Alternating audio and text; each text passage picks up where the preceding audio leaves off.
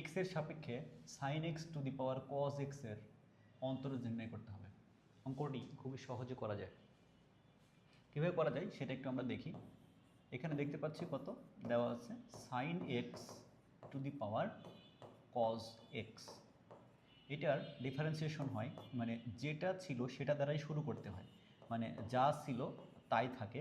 তাহলে sine x to the power cos x এইটা দ্বারা শুরু, ঠিক আছে।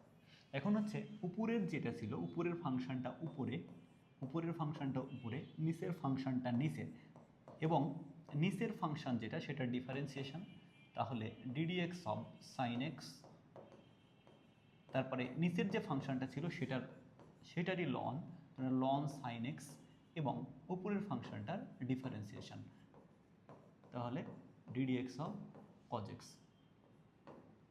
তাহলে এখন আমরা দেখি এটার অ্যান্সার কত হচ্ছে। তাহলে sine x to the power cos x, তারপরে উপরেরটা উপরে নিচেরটা নিচে, তাহলে cos x by sine x equal হচ্ছে কট এক্স ইন্টু সাইন এক্সের ডিফারেন্সিয়েশন হচ্ছে কজ এক্স, তাহলে লন অফ সাইন এক্স, এটা মডুলাস হবে,